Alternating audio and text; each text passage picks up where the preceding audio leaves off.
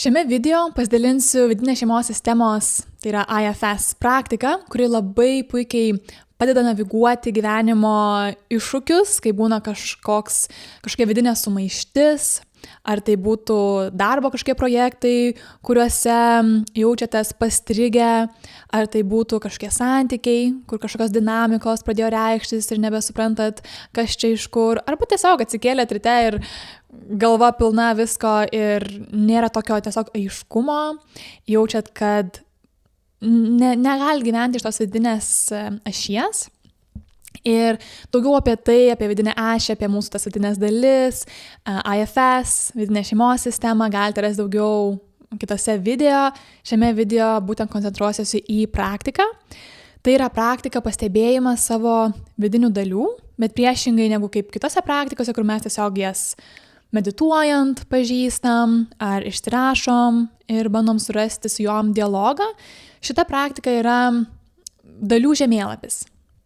Tai gali būti naudojama ir tokiam gilesniam darbui, arba gali būti naudojama tiesiog kaip vienkartinis pasidarimas savo žemėlapio, kaip toksai brain dump, supratimas, kokios dalis šiuo metu yra aktyvios. Ir ką tai duoda, tai duoda erdvės, duoda aiškumo ir galima pamatyti kiekvieną iš tų dalių, kurios veikia, jų intencijas, jų poreikius ir tada aišku jau galime eiti giliau. Bet galima naudoti tiesiog kaip ir paprastą, labai greitą praktiką. Tai ko jums reikės? Tai reikės popieriaus lapo ir tušinuko. Jeigu norite, galite sustabdyti šį video, eiti pasiimti ir sugrįžti ir galite daryti kartu, arba galite tiesiog išklausyti ir tai padaryti savo tempu. Tai jeigu darytumėt namuose, kviesčiau ir dabar darytumėt kartu su manim, kviesčiau jūs pirmiausia atsisėsti patogioje pozicijoje, ramiai vietoje, kur galėtume turėti laiko šitiek savo. Žinau, kad tiem, kas augina vaikus, tai gali būti ne visada prieinamas dalykas, bet pažiūrėkit, ar gali skirti 5 minutes, susitikti su savim, pažinti kažkokią situaciją, ar net kas šiuo metu yra gyva jumise. Ir tai tada galės jums teikti daugiau vidinės erdvės, atsitapatina nuo tų dalių. Tai aš galiu parodyti pavyzdį, nežinau, kiek čia matysis, bet realiai tai yra tiesiog makarlionė, kurią aš greitai padariau, čia tiesiog paskutinį juodraštį, kokį galėjau rasti, tokį ir paėmiau, nes tai kiekvieną dieną būna visiškai skirtingai. Tai čia šitą makaliūzį tiesiog yra pora būdų, kaip galime vesti šitą praktiką. Galime viduje centro nusipiešti tarsi ar savo ašį, save ir tada piešti, kokias dalis pastebim aplink save ir galima piešti, kurios yra arčiau dalis mūsų, kurias stipriau jaučiam arčiau, dalis, kurios tolumoje, galim toliau piešti nuo mūsų tame lape. Kitas būdas yra tiesiog dalis piešti lape, taip kaip jūs jas jaučiat pagal dydį ir pasireiškimą, kurios yra centrinės, kurios mažiau centrinės, ką aš padariau pavyzdžiui šitame. Aš tiesiog nusipiešiau per vidurį dalis, kuri buvo aktyviausia ir tada kaip jinai sąvaukoje su kitom dalim. Čia tikriausiai nelabai matysis, bet aš čia ir rudeklytės papaišiau, kur kokios dalis su kuo, kaip sakyt, kolaboruoja ir kokie jų santykiai.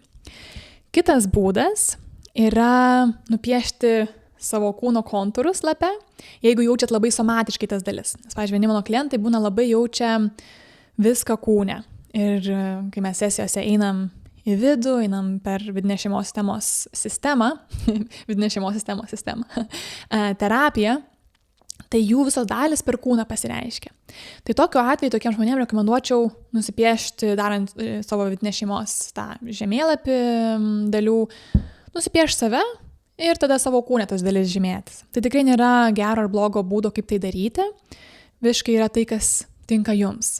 Vieni žmonės yra labai vizualūs ir tai piešia per kažkokius tai simbolius, kiti labiau yra spalvomis matantys, tai gali tada prireikti ne vien tušinuko, gali prireikti ir kažkokių spalvų, galima spalvom piešti, galima formom. Pas mane, pavyzdžiui, dalis, bent jau šitoj sistemoje, labiau atėjo per formas ir per judesį. Tai žinau kiekviena dalis, kokį judesį maždaug įkūnė. Ir nors judesio čia nepažymėjau, bet per formą dažnai iš tikrųjų atsispindi ir judesys.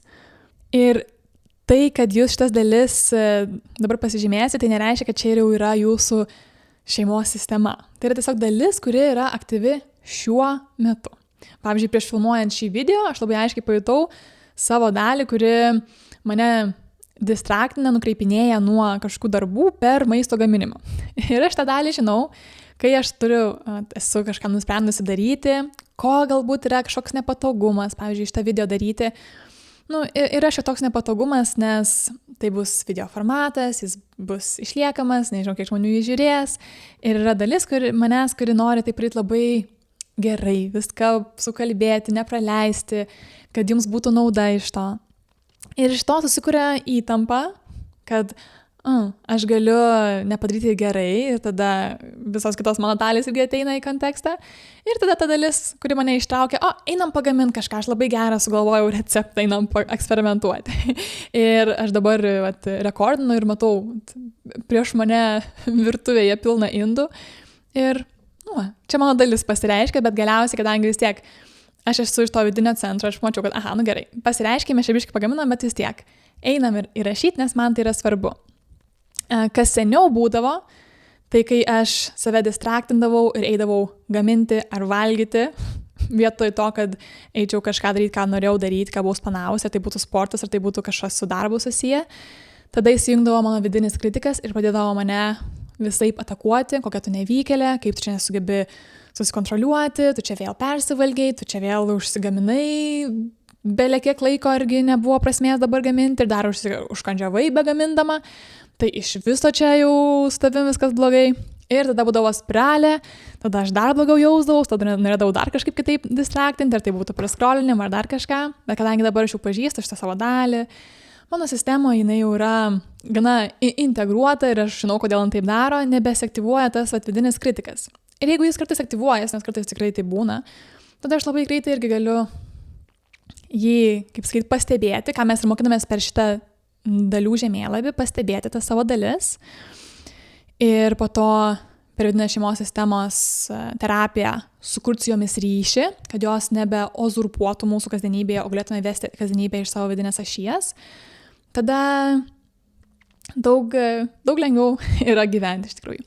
Tai einant toliau prie šito dalių žemėlapio praktikos.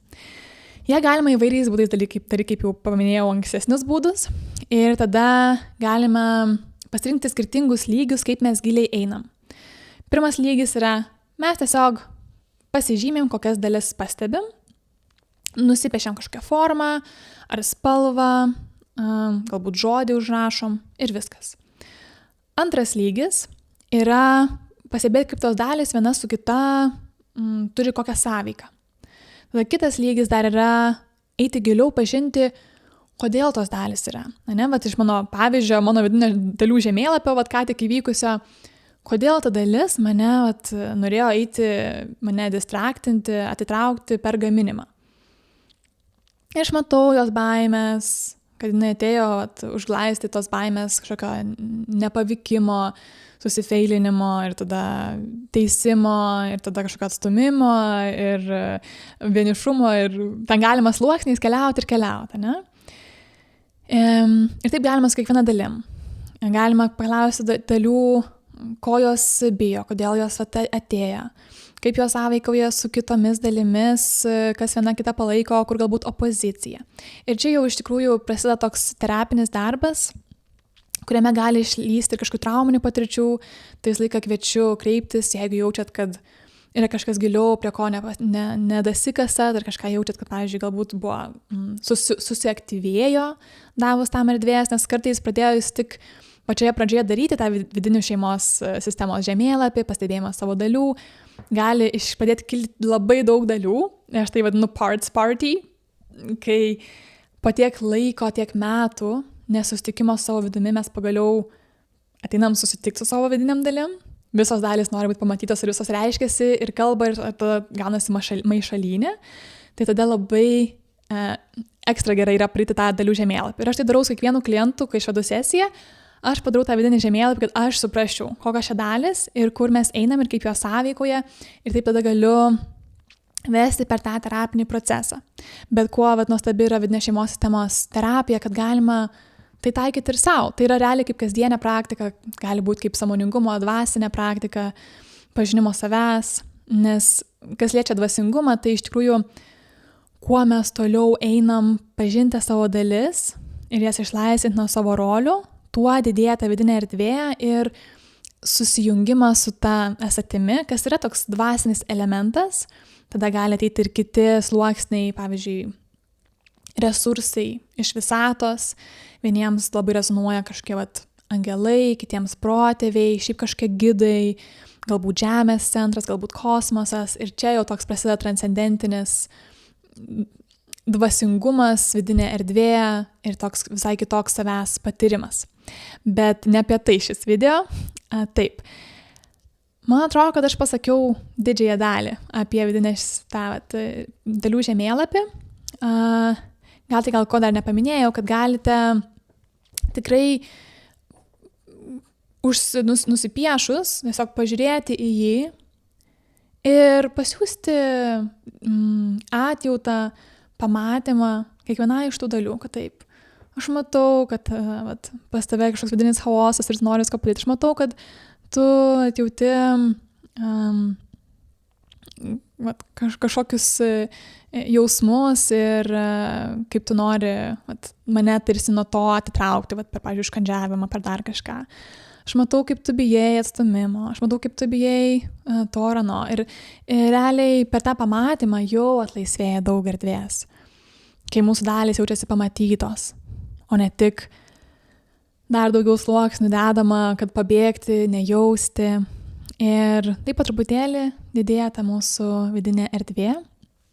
Bet apie vidinę erdvę kitas video, tai jeigu norit pažiūrėti, labai kviečiu. Ir jeigu turite klausimų apie vidinių dalių žemėlapius, kaip juos daryti, kaip juos naudoti, drąsiai galite komentuoti, atsakysiu mielai. Man IFS yra didžiausias džiaugsmas, kad aš galiu juo dalintis su kitais, ypač lietuviškai, nors man tai gana iššūkis yra kalbėti lietuviškai, nes mano visos studijos anglų kalba, su klientais daugiausiai dirbu iki šiol angliškai irgi. Tai mano dalis tikrai jaudinasi, kaip man pavyks lietuviškai kalbėti, bet kažkaip šį kartą visai pavyko. Tai linkiu jums sėkmingos dalių žemėlapio praktikos ir iki kito karto.